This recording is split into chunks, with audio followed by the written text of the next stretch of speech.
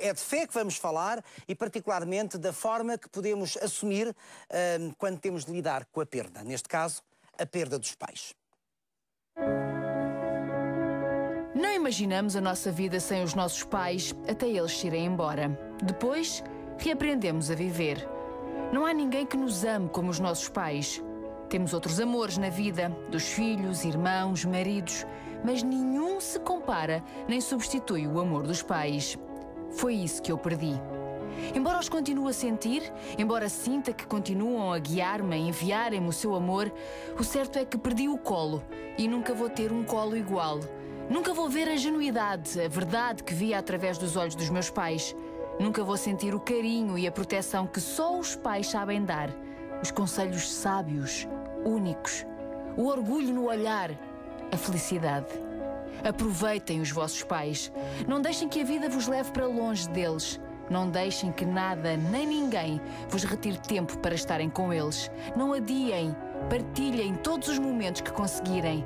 Registrem todas as ocasiões importantes. Bebam os seus conselhos, porque é com tudo isso que vão ficar quando eles partirem.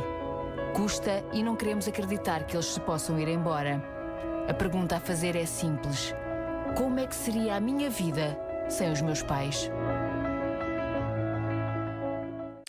Olá, Marta Aragão Pinto. Olá, não E imagina... não se pense que esta é uma conversa triste, antes pelo contrário, porque tu falas com muita alegria dos teus pais.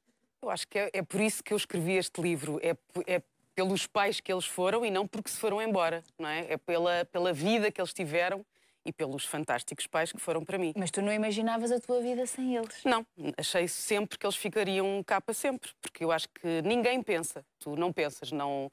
Nós vivemos a nossa vida e achamos que os nossos pais estão cá para sempre.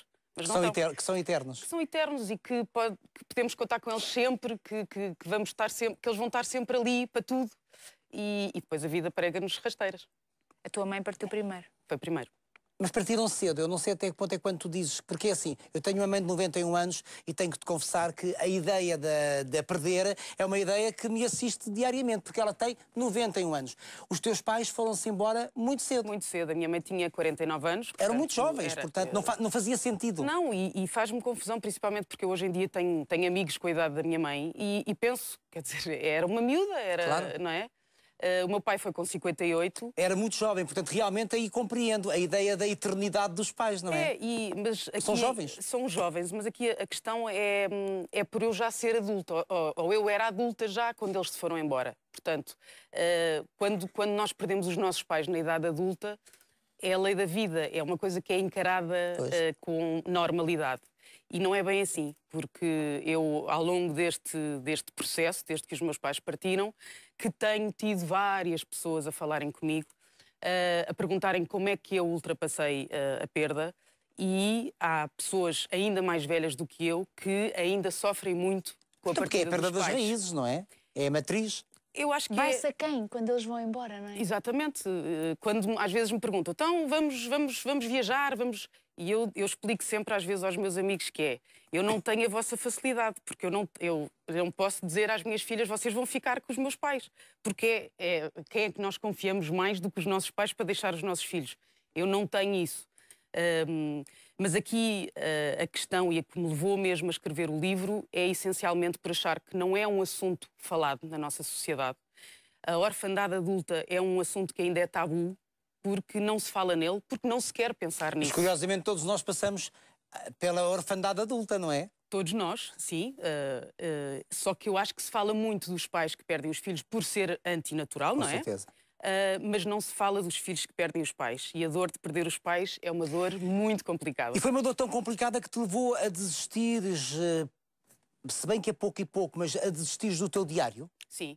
Isso quando faleceu a tua mãe? Quando a minha mãe faleceu, eu escrevia diário todos os dias, desde os 10 anos, todos os dias. Contavas o teu dia-a-dia? Contava o meu dia, antes de dormir, escrevia, mesmo que tivesse chegado às 6 da manhã, eu tinha que escrever o diário.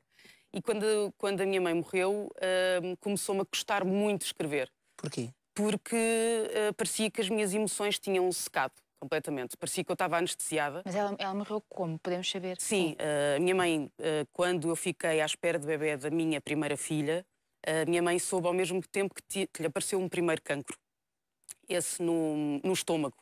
mas foi um cancro que os médicos disseram que podia ser removido, que não precisava de tratamento e ela ficava bem. E ficou. Depois, entretanto, eu fico grávida da minha segunda filha. Nessa gravidez, a minha mãe descobre um segundo cancro no pulmão, também que era possível remover, que não era preciso Mas só está a tratamento. atormentar o facto de quando tu engravidavas a tua mãe ficava doente.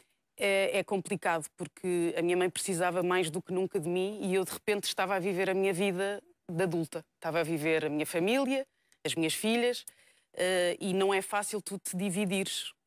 E se calhar, se voltasse atrás, eu não gosto de pensar muito nos ses, mas se calhar as minhas filhas podiam ter esperado um bocadinho e eu podia ter estado mais com a minha mãe, e tive muito presente, mas tu pensas sempre nisso, pensas que podias ter estado ali. O suficiente.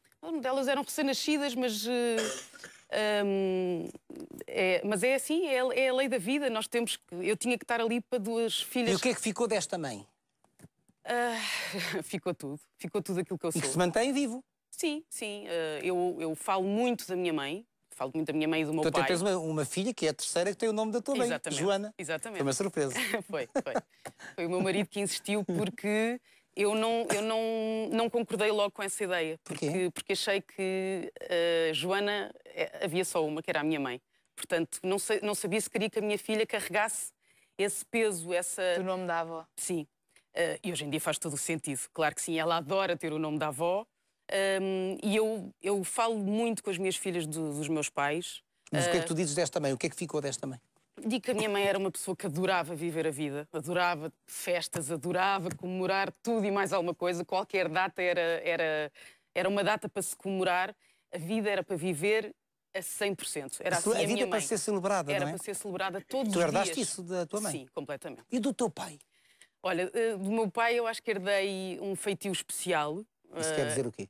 Quer dizer que o meu pai tinha um feitio muito próprio dele, porque quando ficava nervoso dizia piadas, e isso é das coisas que eu mais me lembro do meu pai em todas as situações de nervos. O meu pai dizia piadas e era um dramático. Ou seja, eu ia numa visita de estudo e o meu pai dizia, primeiro, não era diverte, não, era se fores num autocarro e acontecer qualquer coisa, parte o vidro, salta, em vez de eu me divertir. E eu tenho muito essa... Portanto, e a vida era uma piada, não havia quem não risse. Não, e era o meu pai. sportinguista? E daqueles? Eu também herdei isso. Aliás, as pessoas dizem que não Herdaste podem... porque foi ele que foi escrever quando nasceste, com certeza não. Não, porque eu sinto isso, uma paixão, um amor que me está completamente no sangue, e as pessoas hoje em dia dizem que não conseguem discutir comigo futebol, Aliás, assim o teu como não pai conseguiam com o meu pai. era sobrinho do José de Alvalade. Exatamente. Fundador Sobrinho do neto clube. de José de Alvalade. Eu sou sobrinha bisneta, portanto está na família, não é? A fundação do clube. Mas olha, o teu pai vai embora muito pouco tempo depois da tua mãe. 2 anos depois. 2 anos Achas depois. que tem a ver com o falecimento da mãe? Completamente. Desistiu de viver. Eu acho que eu vi o meu pai sofrer muito quando a minha mãe se foi embora. Mas eles já não estavam casados. Não. E contudo, a ideia do casal para ti perfeito era aquela. Manel, eu acho que quando a minha mãe quando os meus pais se separam, que é antes da minha mãe se ir embora, percebo que há ali a grande perda um do outro. E nestas coisas o universo, as almas gêmeas, são para estarem juntas. E se por acaso se separam por alguma influência da sociedade, porque nós para viver um amor verdadeiro, nós às vezes temos que nos abstrair de muita coisa. Muita coisa. Temos que nos concentrar muito nesse amor. Tu achas que eles eram almas gêmeas? Completamente. Então, e porquê é que se separaram? Por causa da sociedade, por causa de trabalho, porque a Porque minha há mãe... pessoas que se amam, mas há momentos em que têm que se afastar. Não é? Sim, ou porque a vida porque o trabalho nos afasta uns dos outros, porque pomos prioridade à frente, os filhos. Mas sentiste que eles nunca deixaram de gostar um do outro? Nunca. Aliás, desde que se separaram, sempre continuavam a estar juntos, a falarem imenso. Quando a minha mãe ficou doente, vi o meu pai ir-se abaixo como nunca. Quando a minha mãe se foi embora, vi o meu pai a sofrer muito mesmo.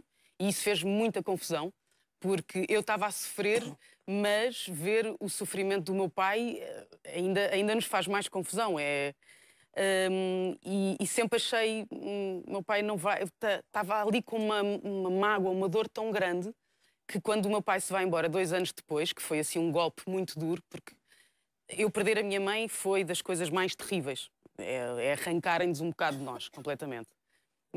E disse ao meu pai, no dia em que a minha mãe morreu, disse: pai, por favor, agora não saia do pé de mim nunca. Preciso mesmo de si. E quando recebo a notícia da morte do meu pai, a primeira coisa que uma pessoa pensa é: o que é isto? Porquê? Porquê é que isto está a acontecer? Eu precisava tanto do meu pai agora fico sem nenhum dos dois. Mas depois pensei logo numa coisa positiva, que é: o meu pai foi ter com a minha mãe, porque não aguentou ficar cá sem ela. Não aguentou. Foi mesmo ter com ela, e hoje em dia tenho a certeza absoluta que estão os dois Mas aí juntos. entra a fé. Entra a fé, sim. Porque a fé atenua e ajuda, porque quando tu dizes, aliás é o título do livro, Sim. No Céu a Olhar por Mim, é porque certamente acreditas nisso, não é? Acredito, e acredito desde os 4 anos, porque eu perdi uma irmã quando tinha 4 anos, e claro que com 4 anos nós não sabemos o que é a morte, mas eu vi a morte através dos olhos dos meus pais, porque os meus pais nunca mais foram os mesmos. Ou seja, eles viviam a vida, divertiam-se, mas tinham eu digo que tenho um buraco no coração, porque viveram sempre com essa grande tristeza. Mas passaram-me uma coisa, que é: a Rita, que era como se chamava a minha irmã, está no céu a olhar por ti. Portanto, pensa sempre nela, pede-lhe ajuda. E eu cresci a fazer exatamente isso. A pedir ajuda? Sempre, a falar com a minha irmã para tudo. Porque, quer dizer, eu tenho 4 anos, de repente tenho a alegria de ter uma irmã que se vai embora passado 4 meses, porque ela morreu com 4 meses. E isso, enquanto criança, eu não percebi bem o que era, mas confortou-me saber: está no céu, está a olhar por mim, E eu posso falar com ela sempre que quiser. E acontece isso, sempre. Eu, quando, por exemplo, vou ter as minhas filhas, eu estou no carro a ir para o hospital e estou a falar com a minha irmã, a dizer: Rita, vá, faz que isto seja fácil, que não custe e que elas sejam bebés saudáveis.